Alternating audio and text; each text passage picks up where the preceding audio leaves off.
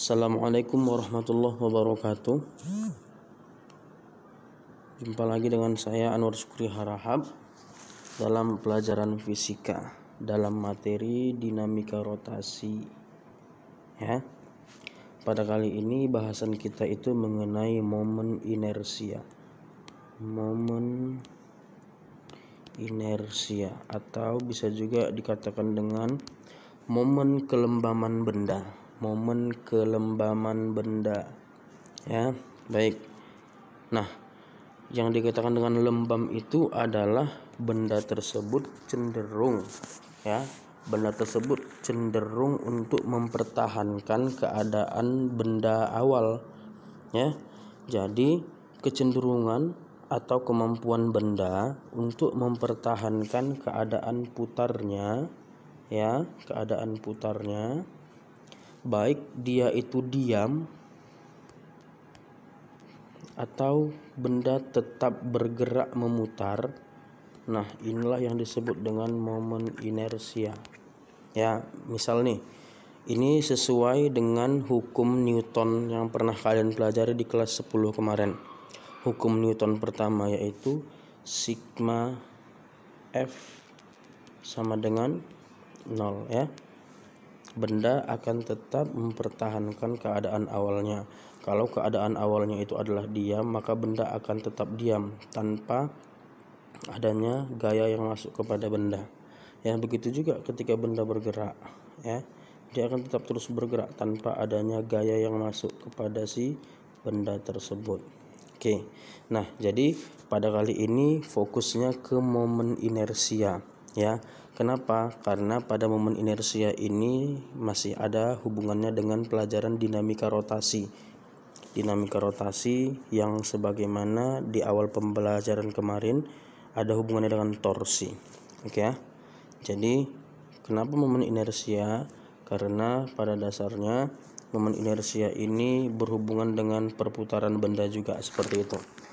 Baik. Nah, untuk rumusnya sebelumnya, maka benda itu akan semakin sulit bergerak jika momen inersianya besar ya. Benda akan sulit bergerak jika momen inersianya besar dan akan lebih mudah bergerak apabila momen inersianya kecil.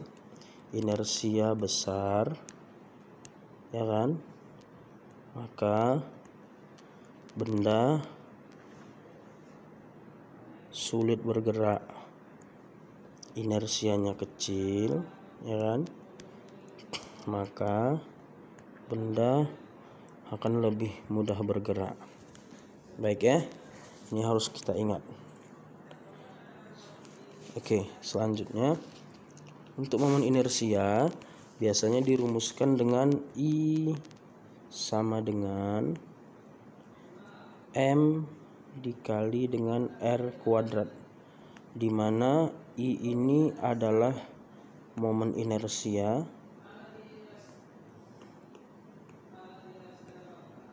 ya.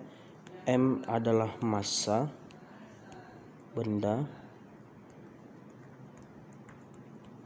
Oke, R kuadrat adalah jarak atau panjang lengan atau panjang benda terhadap sumbu putar.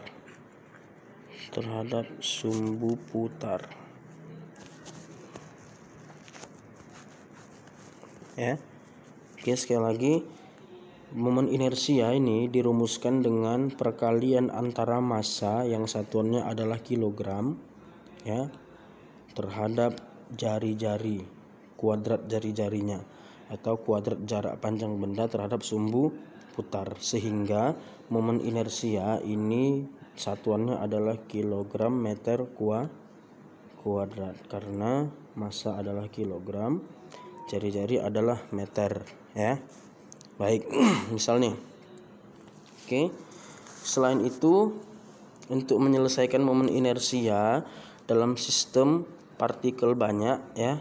Yang tadi ini rumus yang ini kita gunakan untuk mencari momen inersia sistem partikel tunggal. Oke, untuk sistem partikel banyak gampang saja sebagaimana yang kalian pelajari di pelajaran matematika mengenai sigma. Oke. Nah, untuk partikel banyak itu gampang saja, maka sigma ya I sama dengan 1 sampai ke n. Ya, momen inersia untuk partikel banyak sama dengan sigma, ini bacanya sigma.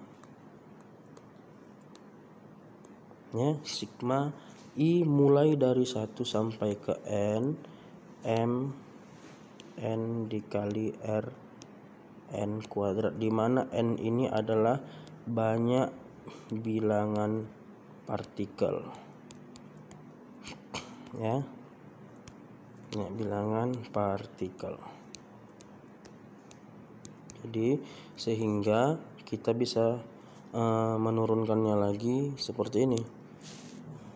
I sama dengan sigma I sama dengan 1 sampai ke n, m n r n kuadrat sama dengan, misal partikelnya itu ada 3 ya, ada 3 buah partikel dalam satu sistem ya, maka ada 3 lah, kita turunkan rumus jadi M1 R1 kuadrat ditambah M2 R2 kuadrat ditambah M2 R M3 R3 kuadrat. Nah, inilah jadi rumusnya. Jelas ya? Oke. Nah, ternyata momen inersia itu tidak hanya bentuknya partikel. Momen inersia juga tergantung kepada bentuk benda. Ya, ini yang paling penting. Ini juga penting nih. Tergantung bentuk benda. Terkadang bentuk benda itu ada seperti bola, ya, ada seperti bakso, ya, atau bola pejal. Nah, kalau bola plastik yang biasanya kita lihat itu adalah bola berongga namanya. Ya. Kalau bakso padat, ya, atau salju, bola salju itu namanya bola pejal. Atau terkadang juga dalam bentuk batang homogen seperti tongkat-tongkat kayu, ya. Oke. Atau bisa juga kadang-kadang bentuknya cincin. Nah, jadi bentuk momen nilai momen inersia benda itu bergantung kepada bentuknya masing-masing, ya, dan bergantung kepada di posisi mana dia diputar. Seperti itu.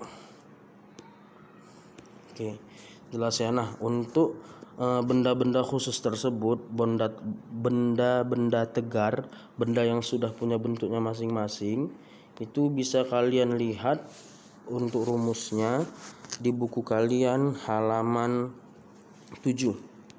Nah, di sana ada tabel mengenai momen inersia benda dari mulai nomor 1 yaitu batang homogen, ya, batang homogen, sampai dengan nomor 10 yaitu bola berongga, ya.